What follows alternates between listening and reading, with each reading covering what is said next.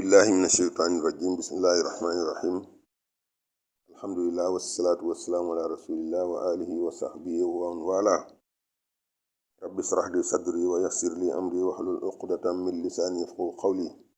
Je m'appelle Hassan Dir, communément appelé Imam Hassan Dir. Le soukaru koor ne fait pas partie de l'islam, on peut dire. L'islam peut le tolérer à condition que ça ne se déborde. Ce qu'on a constaté au Sénégal, au commencement, le soukaru koor suffisait de donner 1 kilo de sucre ou 5 kilos de sucre ou même un sac de sucre à un imam, à un oustaz ou à un père, mère ou oncle ou à un voisin. À un voisin pour récolter le salaire venant d'Allah subhanahu wa ta'ala. C'est là que le soukaru koor avait commencé. Mais ce qu'on a constaté ces 10 dernières années, on peut dire, le soukaru koor a commencé à amener des problèmes dans les familles. Donc ça ne fait pas partie de l'islam. Ce n'est pas une exigence du tout. Finalement même, mieux vaut le laisser. Parce que quand on va jusqu'à donner un soukaru koor en nature avec un plat de poulet bien garni, même avec une clé de véhicule automobile, mais ça déborde.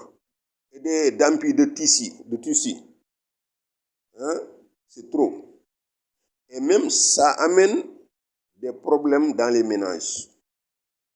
Donc le soukaru koor doit être banni au Sénégal.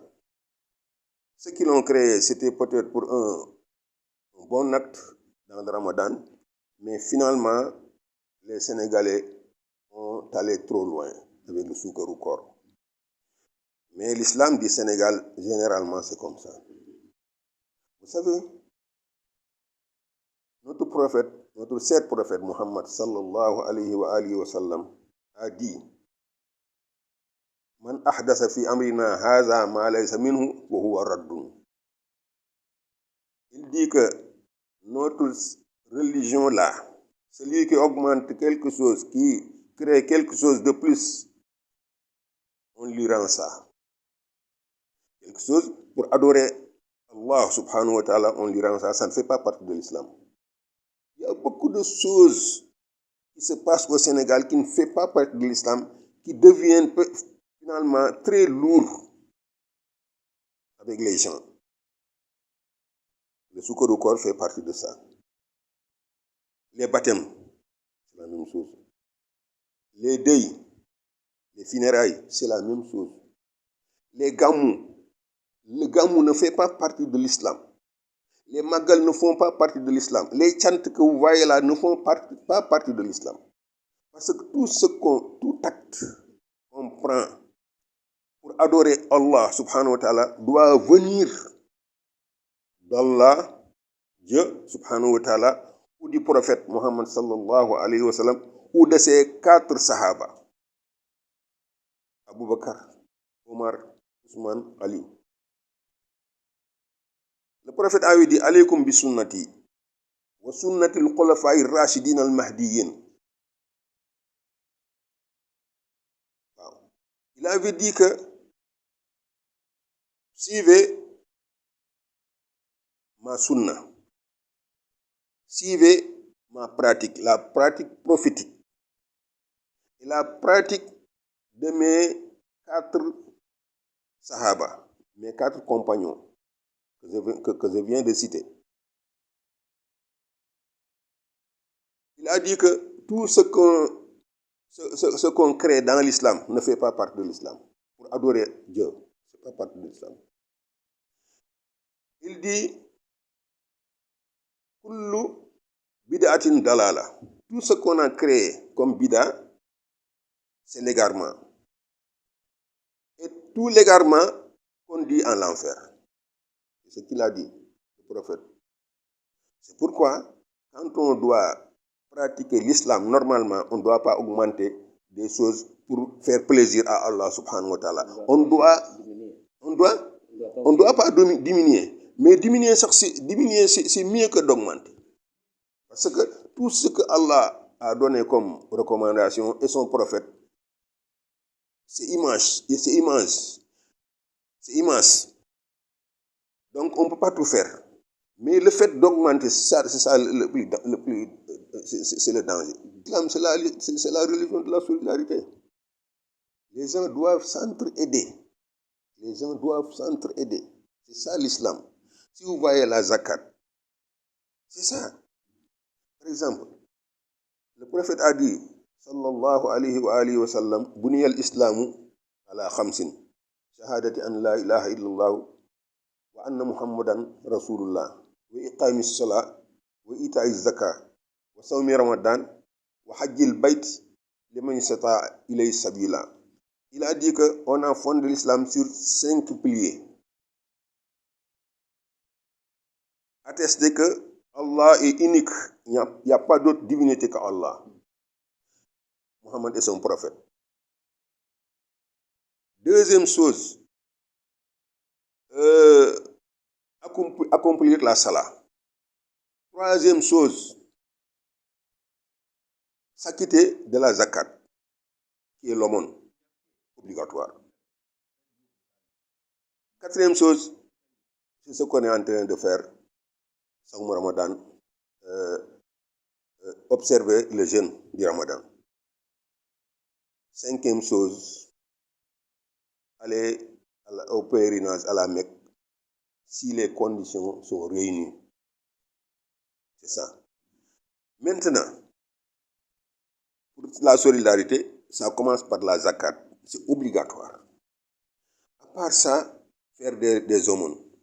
Faire des aumônes surérogatoires, sadaqa, aider les gens, ne pas laisser les pauvres en rade. C'est ça.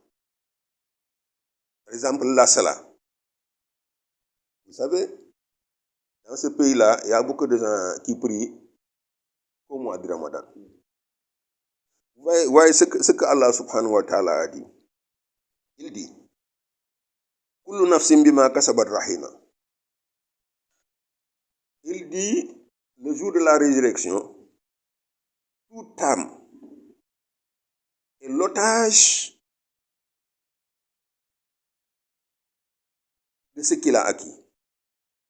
Ce qu'il a acquis, toute âme, ce qu'il a acquis est l'otage de ce qu'il a acquis. Donc, la personne devient le raviseur de ce qu'il a acquis. Il dit, Illa ashab al-yamin, sauf les gens de la droite, ceux qui sont au paradis. Il dit, fi jannati yatasaalun. Il se demande, il se pose des questions. Fi jannati yatasaalun. Anil mujrimin. À cause par exemple, des criminels. Comme on dit en Wolof, les saï-saï. Yatasaalun. Fi jannati yatasaalun. Anil mujrimin. Ma salakukum fi saqar.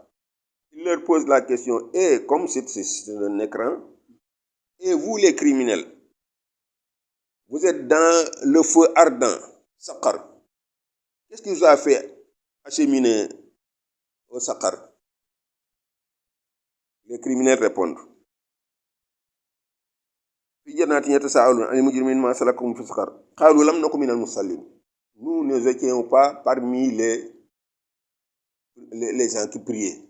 On ne priait pas, on n'accomplissait pas la salat. On ne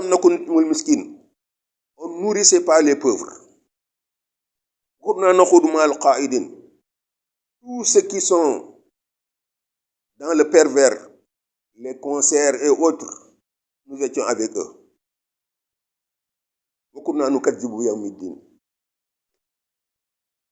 On traitait ce jour-là de la résurrection comme mensonge. jusqu'à ce que la mort nous surprend. Allah subhanahu wa ta'ala dit l'intercession de l'intercesseur ne leur profitera pas. Donc, c'est comme ça. La prière, c'est obligatoire pour le musulman. Même le Wolof, les Wolof. Donc, ça ne doit pas seulement être pendant le mois de Ramadan. Seulement, non. C'est pratiquement zéro. Celui qui respecte la prière et après le Ramadan, il laisse la prière, c'est zéro. Il n'a rien fait. La prière, c'est pour continuellement. Dieu subhanahu wa ta'ala, Allah, il a dit, wa'bud rabbaka hatta ya'tiyaka al-yaqin. Il dit, prie, adore ton Seigneur jusqu'à la mort. C'est pourquoi même la prière, même si tu es attaché dans ton lit d'hôpital, tu dois prier. Même si c'est avec l'esprit. Donc la prière ne laisse personne. Peut-être qu'aux femmes, peut-être qui ont les logis ou les filles, par exemple, dans un temps seulement. Mais l'homme, en tant qu'il est avec ses facultés mentales, il doit prier. C'est ça.